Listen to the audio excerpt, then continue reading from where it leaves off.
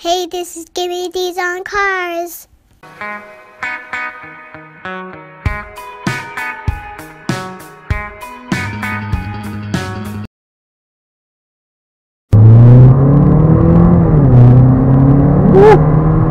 We'll put it up here now.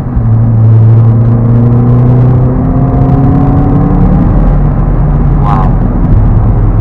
That's okay. Alright, I just wasn't sure of the road. And this is going to be a turn here. Wow. Wow. Wow. It's addictive, isn't it? Yeah.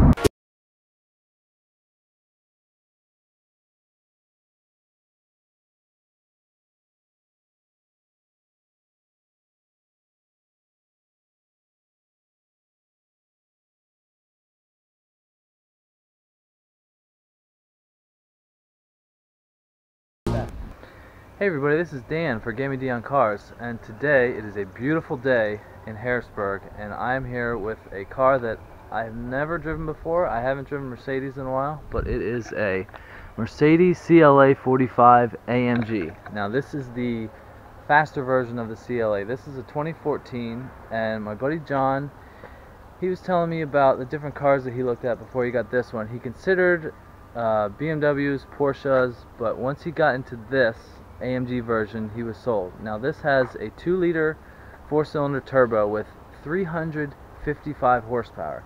Now, after doing some research, this car in front of me has the most power per liter of any car. It's 177.5 horsepower per liter.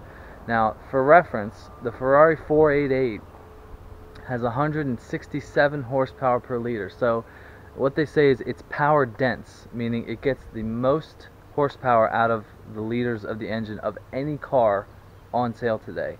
I think right below this was like a McLaren 675 LT, that was like 172, but this has 177 horsepower per liter, which is unreal. Now, from talking to John, we've kind of deduced that Mercedes nowadays makes basically German muscle cars.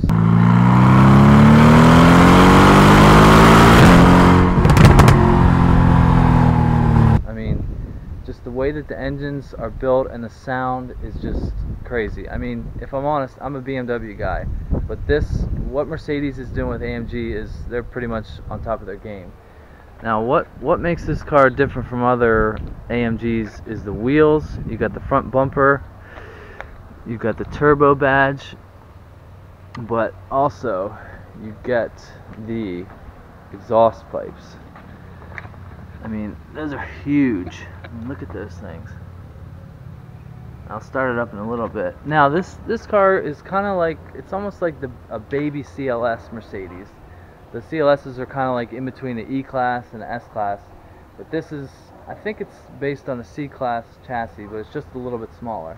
Now, it's not a huge car. I mean, it is a 4-door, and John, he's like 6'4", and he fits in this thing. He said this is the only car that he's ever had to put the seat forward. I mean, he's got long legs, and I'll show you in the middle, but he has to push the seat forward. Usually he's always had the seat back. So let's take a look at the inside.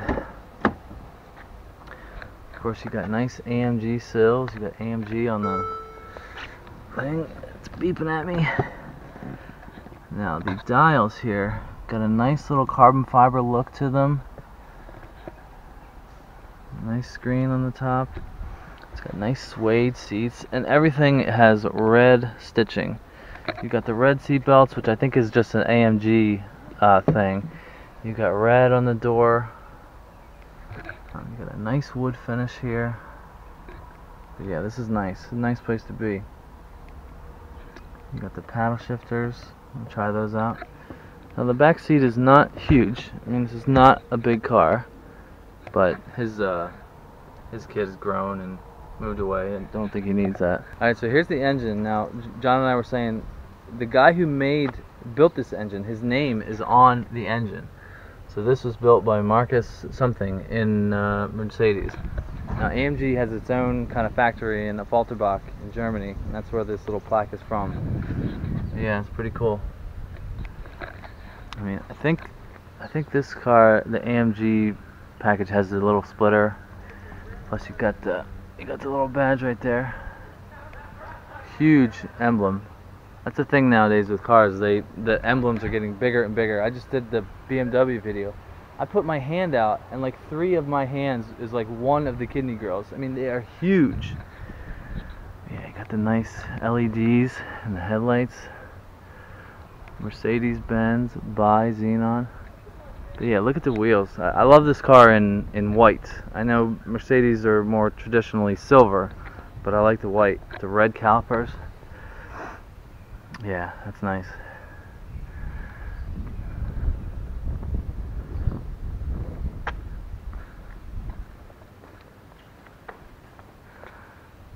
And John was saying he gets thumbs up from people, but they also might use a different finger because he's a Yankees fan.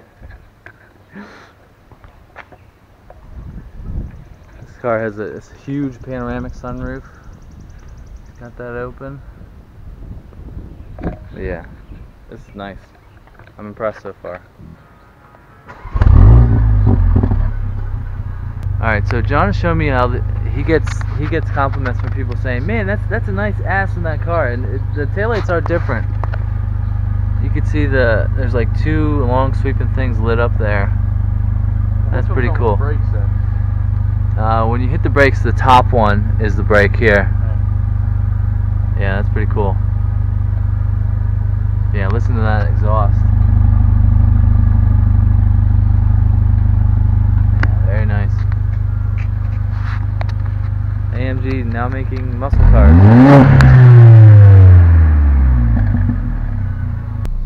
Alright, so we are in the CLA now.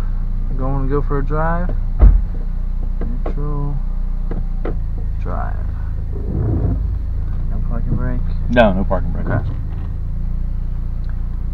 So John here lives in the woods of Harrisburg, a beautiful area. So I don't know this area very well, so I got a co-pilot here. Left. Alright. I like this flat bottom steering wheel. It's a nice touch. Not something you get in very many cars.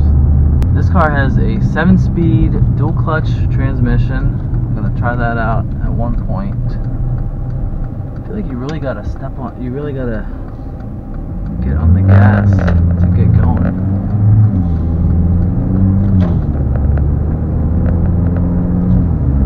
It's got a nice exhaust now. That sounds nice. I mean, I'm not used to driving a car that has any sort of sound. I mean, I got a piddly little 4-cylinder. Although this is a piddly little 4-cylinder with a whole almost double the power that I have. Yeah, this has double the power of my car, and it's still a 4-cylinder. It's still a 4-cylinder. Yeah. Yeah, these seats are you can feel them grabbing onto you, nicely like bolstered.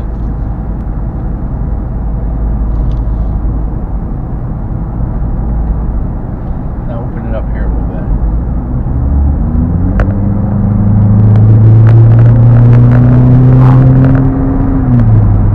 Yeah, that's nice. Yeah, like we were saying before, it has a minuscule turbo lag, but that's good. The engine feels very responsive. The pedal, I guess I'm just not used to it, but you really gotta to get on it just to get it going. I guess my gas pedal is a little softer. Yeah, because in my wife's car, I think I have to really push hers. And Yeah. I think mine is instant, so I think Right. it's what you're used to. Yeah, stay on the main road. Yeah. It's what you're used to. Right. This car, when I first bought it, and I went to get into traffic, I punched it and almost went through the other side railing. Yeah, yeah. Because I wasn't used to it a car jumping that fast.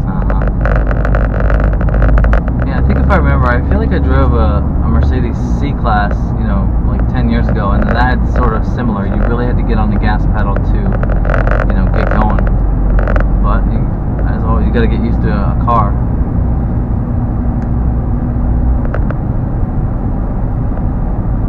Yeah, you can tell this car is very sport-oriented. I mean, just from the seats. I mean, the handling is very nice. John and I were talking about how this car has such low-profile tires, and it doesn't make the ride handling bad, but it's just there's so little amount of tire there to absorb, whatever you're going over. That he's had a couple flats, just from going over normal Pennsylvania shitty Pennsylvania roads. Yeah, the handling is very nice. like about it's instantaneous. It's just like, Yeah. it just moves really well. Yeah, I'm really not moving the wheel at all. Now, have you ever considered like taking this to a track or anything just for fun? Or? They have one out west with Mercedes. You can take your car out there. It's out in Vegas somewhere, if I read it correctly. And then if you're part of their club, but I haven't done that. I'm not going to take that car for that long of a drive. Yeah. Okay. I mean, this is wow. It doesn't. The more I get on it, it doesn't feel like a 4-cylinder. I mean, it's got a nice exhaust note. I mean, that just punch it there a little bit, and this thing will go. My first speeding ticket was for doing 90, and I felt like I was doing 50. Yeah. You don't realize how quick you're going. Yeah, you get there quickly. Yeah, my father-in-law, he went down to Florida, and his daughter, like my wife's stepsister, she has a CLA45, and he was telling me about it. He was like, that car is nice. So that's the first one I was looking at. Yeah. And then I didn't know about this one until the general manager at Sun Motors told me about it. Yeah, this is basically a CLA250, turned up to 12. It feels very plain. It feels very flat. I mean, there's not much body roll. Nice suspension. It's like I told you, when I test drove the Porsche, I test drove Lexus, I test drove everything, and when I got in this car, it was like, I don't know, it just felt different. Yeah, you felt like you were. As soon as I got in, I wanted it. I liked the way it handled. I liked everything about it. Well, every time somebody asks me about my car and I tell them it's a 4-cylinder, they're blown away. Mm-hmm. They keep thinking I have a 6-cylinder or whatever in here. Yeah, man. Once you get almost to like 2,500, 3,000 RPMs, and that turbo kicks in, it feels like it wants to go. Yeah, I feel like if I knew these roads a little better, but still, that's why I wanted this road, so you could feel how it these handled. are nice back roads. Now I would be driving it probably 20 miles an hour faster than you are. Yeah, I'm going 55. You'd probably be doing something that started with a 7 or 8. Yeah, 7 or 8. Yeah. And over 100 in that stretch I told you to. Yeah, that was. I think I might have got to 80 something. The thing with this car is, because of the power it has, the more you want to play. Yeah. And I love playing. Yeah. And it seems very, very accessible. I mean, you get on it and it'll go. It's pretty quiet too. When I'm just cruising, not getting on the gas, it's pretty quiet. That speaks well for Mercedes engineering. We know the Germans do engineering the best. Well, you don't hear any rattles, which drives me nuts. I hate hearing rattles. I hate hearing any noise other than the engine. Yeah. I don't want to hear anything. No. Yeah. I mean, this car goes 0 to 60 in 4.2. So even if you're not using launch control, you're still doing low 4s, which is ridiculous for a 4-cylinder. I mean, I think other than maybe like a Mitsubishi Lancer Evo, I think that might be the only 4-cylinder car that could keep up with this.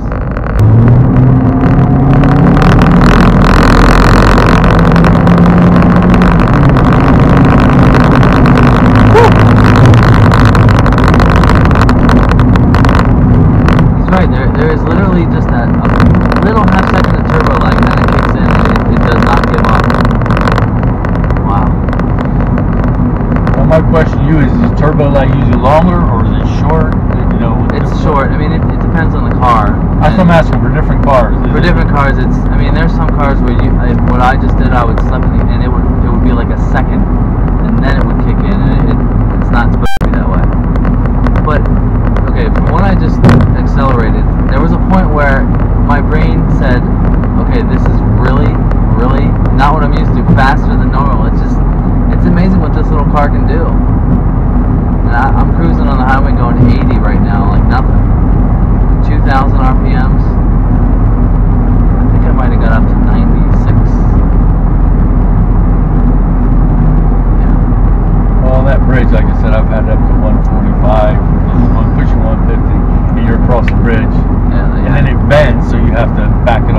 Benz Sharp. Yeah.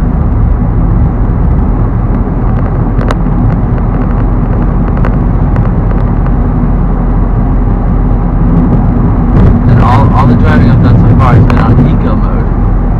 So if I turn off eco mode, I want to see if the car feels a little any different. I think that's what attracted me to it, though. Yeah. I want instantaneous reaction. Yeah. I want to feel like I don't know, it's something solid. Yeah. It just had a different feel. I BMW all along, because I've never driven it, but that was my number one car I wanted to get. Yeah. And I took it out for a test drive. I took a couple of them out. The Z4 I took out, and I got in this car, and I said I was done driving. Done testing, I should say. Yeah, 'cause I feel like I remember when near around the time you got this car, I asked you that, and I said, oh, you could have, did you consider like an M3 or something? And I took that out. I took Yeah. an M3 out. It just handled so much better. It just, I don't know how to explain it, but I guess it's what they call a Mercedes experience. Yeah. I'm not going to sit here and say I'm a Mercedes guy. I am now, but I wasn't before. But right, first time I got in it, I took it out for a test drive, and it was in a different model. It was in the C300, and I loved it. Yeah. Yeah, my buddy I was saying that just got an E350, he was like, I will never not get a Mercedes again. There's something about them. It really is something about them. He's always been a fan of like an S-Class, and he got an E-Class just for price, and he was like, nope, I will never get anything else. He had like a 4Runner. Take it right here. Okay. He had like a 4Runner, and he's like, I'm not used to having a car this nice. It's so luxurious. Now also, I mean, the existence of this car, like a sub brand, or a sub, what am I trying to say? The existence of this car in a sub range below a C-Class is, I feel like automakers nowadays are trying to fill every tiny little niche market. Like I said in my last BMW video, BMWs used to be 3 Series, 5 Series, and 7 Series, and now it's 1, 2, 3, 4, 5, 6, 7, 8. I mean, it's oversaturating the market. Yeah, it's another way to get people into this car. Plus, this car, when it came out, I think in 2013, they were saying it was the first Mercedes-Benz ever under $30,000, which it's good for marketing, but you're not getting the Mercedes for under 30s. But it was just a level below the C-Class, just to get maybe younger buyers or people that have never gotten to the brand in. I mean, but this car is different because this is the AMG version. But this was like I guess you could say an experiment for Mercedes to see a range below the C-Class. I always took it that it's for the people who can't afford the top of the line $100,000 vehicle, but have more money than the $35,000, $40,000 group. And it's fit a niche in the middle. Yeah. But it also was a sport model, which gave it more attraction. Yeah, because Mercedes will have an AMG version of, I think, almost every car. I mean, even the SUVs and the smaller SUVs and the G-Wagons, like, that's something BMW does not do. Mercedes has an AMG version of everything. One of the things I like, there was a friend of mine that I worked with who had a AMG C63, I think it's the lettering, and I was always jealous of him. And then when I bought this car, first thing I did was took it to his house, and it was nice to hear him say that he was now jealous of me. That was a great feeling because I was always wanted his car. Yeah. If I want to use the paddles, do I just hit one and it'll go to that? Yeah, it doesn't matter.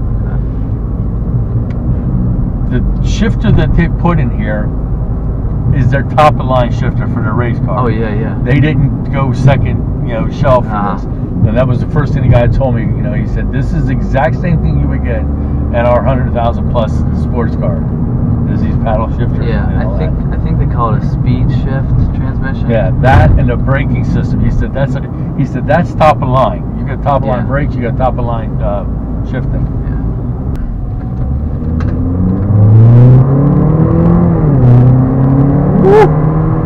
We'll put it up here now.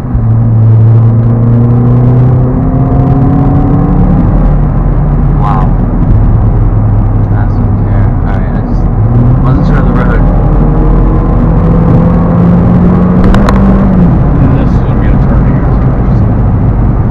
Wow. Wow. It's addictive, isn't it? Yeah. Alright, so I think this is the fastest car I've ever driven. I'm gonna say yes. it's small. It's not Yeah, like some I mean, big boat. no, I don't want to. No. Like even that Lamborghini Gallardo I drove, it's a long car. Yeah. It's a very long car. Man. Just that last little pull I did, that was impressive. This is the lowest horsepower AMG model, so I can't imagine the newer AMG GTSs and the S63s with, you know, 500 horsepower. Alright, so yeah, this car, it's like a, I was thinking it's like a little baby rocket. I mean, yeah, that was nice. I want to thank John for letting me take this thing for a ride. If this is the first time you're seeing my channel, subscribe, like, and we'll see you on the next one. See ya.